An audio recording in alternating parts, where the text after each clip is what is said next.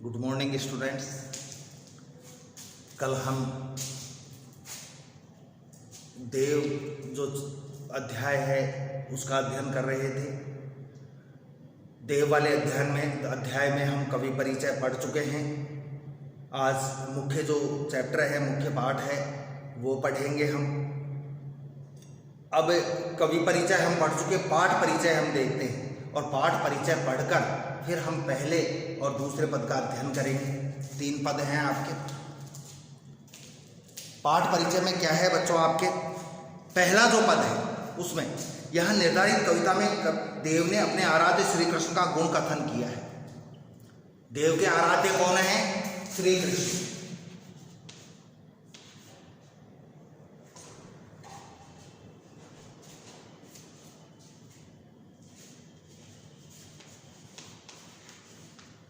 श्री कृष्ण का गुण कथन। बच्चों, गुण कथन का अर्थ होता है गुणगान करना। श्री कृष्ण का गुणगान किया है देव ने। सांवरिया श्री कृष्ण के पांव में घुंघरू से मधुर स्वर झंकृत हो रहे। उनके पांव में घुंघरू बंधे हुए। अब ये घुंघरू लिख दिया, लेकिन यहां पर होना चाहिए पायल। जो पेशेवर नृत्य करने वाले नृत्यांगना होती हैं वो घुंघरू पहनते हैं। कथक नृत्य वाले, शास्त्रीय संगीत वाले, उनके पैरों में पायल है जिससे मधुर स्वर झंकृत हो रहे। छोटा बच्चा जब उसके पैरों में पायल हो और ठुमक ठुमक कर चलता हो तो उस पायल से रुनझुन की आवाज उत्पन्न होती है। वे पीत वसंत में सुहावने लग रहे हैं।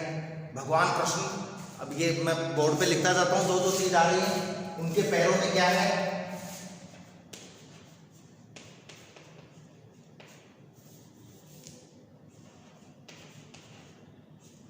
पैरों में पायल है, पहला पॉइंट।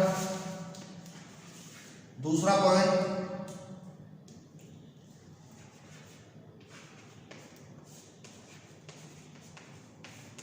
पीले वस्त्र धारण कर रखे।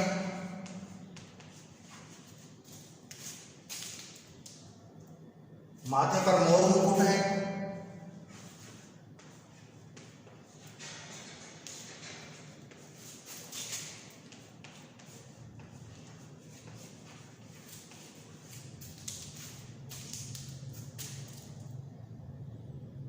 नयन चंचल है।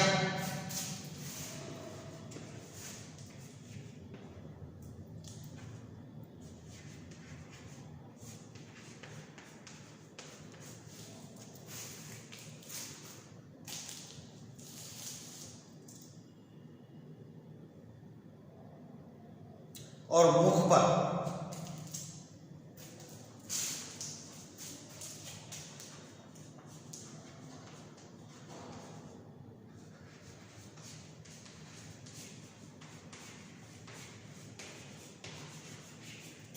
मुस्कुराहट।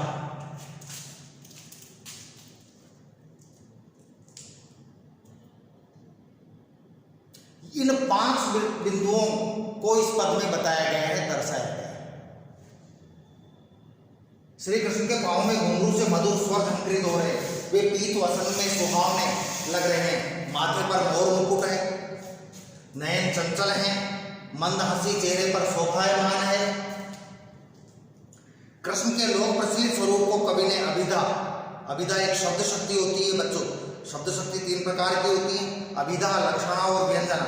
अभिधा का मतलब होता है जो शब्द शक्ति में वाक्य जो होता है जो आसानी से लोगों के समझ में आ जाए। अभिधा शब्द शक्ति बिल्कुल सरल रूप से समझाऊं, जिस वाक्य को, जिस भाव को मूर्ख और विद्वान दोनों समान रूप से समझ जाएं। जिस वाक्य को या वाक्य के भाव को मूर्ख और विद्वान दोनों समान रूप से समझ जाएं, वहां अभिधा शब्द शक्ति होती है। अब अभिधा मैंने अभी बताया सबसे सरल होती है। कैसे सरल होती है? साफ विद्वान तो समझेगा ही समझेगा, क्योंकि वो विद्वान है। जिसको मूर्ख भी समझ जाए, इसका मतलब जो सबसे सरल है उसको भी मूर्ख समझेगा। देव को पेचीले मजमून की बुनावट में निपुणता हासिल थी, यानी बहुत घुमावदार पेच की तरह चूड़ीदार यानी घुमावदार वर्णन भी किया है, लेकिन यहाँ पर उन्होंने श्री कृष्ण का के स्वरूप का बिल्कुल सीधा सच्चा बिल्कुल सरल शब्दों में वर्णन किया है। देखिए पहला पद,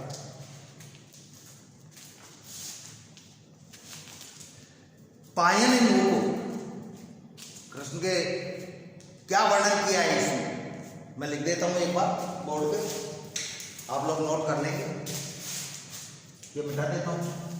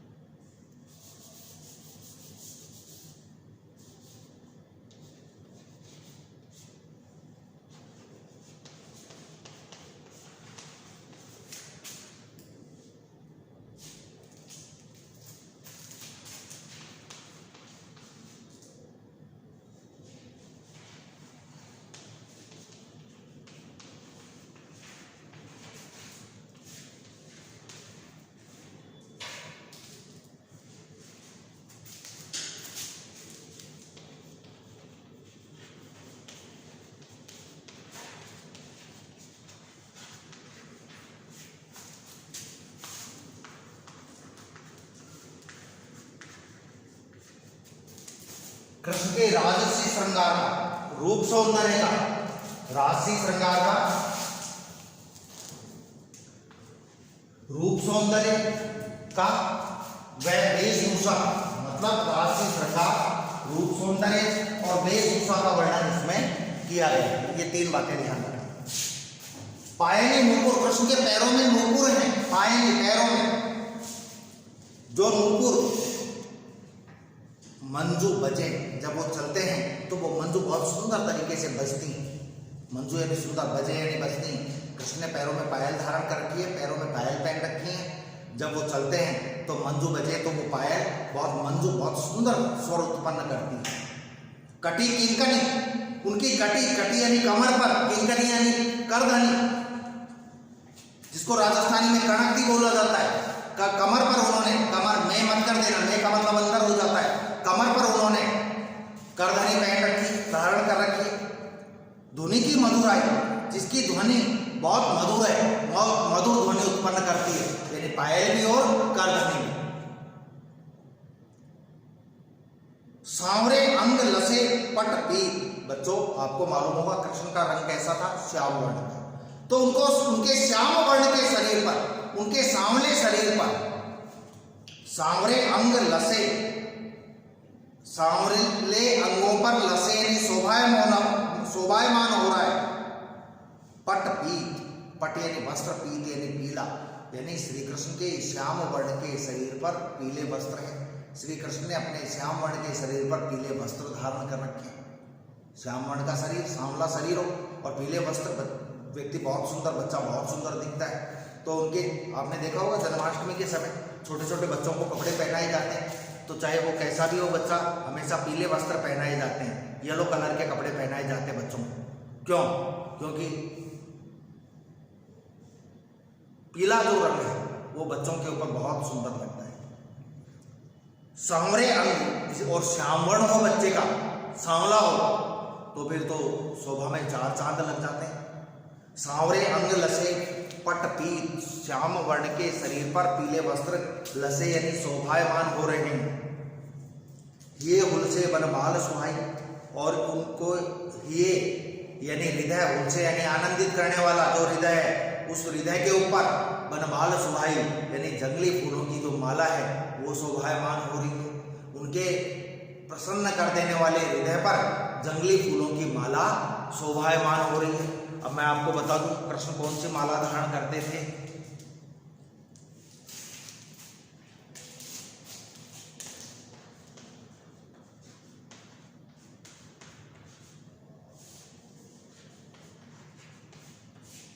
वैजयंती माला।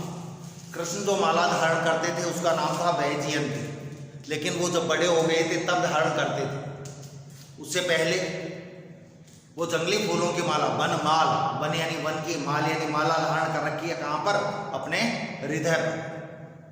सुहाई यानी शोभायमान हो रही है। माथे किरीट, उनके माथे पर, मस्तक पर किरीट है। देख लो, राशि वेशभूषा है राजाओं की, उनके माथे पर किरीट, किरीट यानी मुकुट है। बड़े दीर्घ चंचल और बड़े बड़े उनके नेत्र हैं। बड़े दीर्घ, बड़े नेत्र हैं। बच्चा हो, स्त्री हो, पुरुष हो, वो ही सुंदर माना जाता है जिसकी आंखें बड़ी हों या मोटी।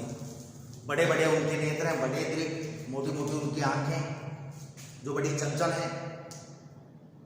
मंद हंसी मुख चंद जुनाई, और उनकी हंसी है मंद हंसी, मंद मंद मुस्कुरा रहे हैं वो। भगवान कृष्ण है मुख रूपी मंद हंसी, चंद जुनाई, चंद यानी चंद्रमा, जुनाई यानी चांदनी, मंद मंद मुस्कुराहट है जैसे चंद्रमा की चांदनी हो। इसका सीधा अर्थ होगा, उनके उपमा अलंकार निकल रहा है यहां से, मुख रूपी चंद्रमा पर मुस्कान रूपी चांदनी विराजमान है।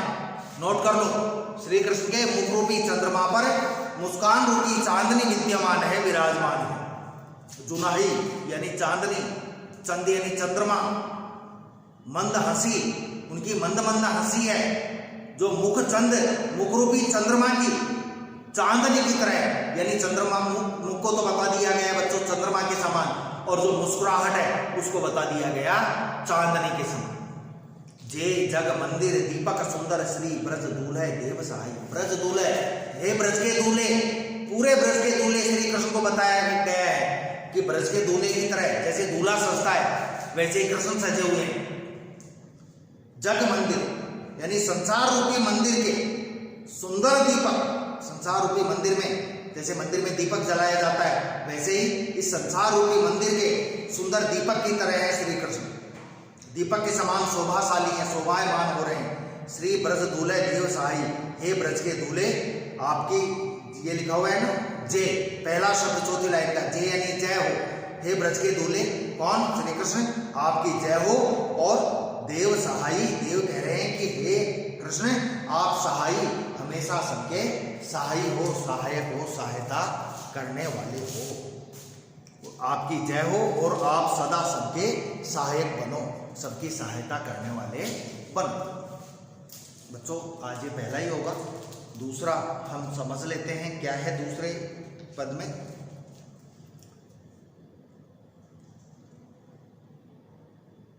दूसरे पद में उन्होंने मौलिकतापूर्ण कृष्ण के जादुई सूरत में गोपिकाओं के विवश समर्पण का वर्णन किया। गोपियां कितनी विवश हो जाती थी, कितनी मजबूत हो जाती थी, कृष्ण के न चाहने पर भी गोपियां उनके प्रेम में डूब जाती थी। यहां पर एक उदाहरण दिया है मधुमक्खी का।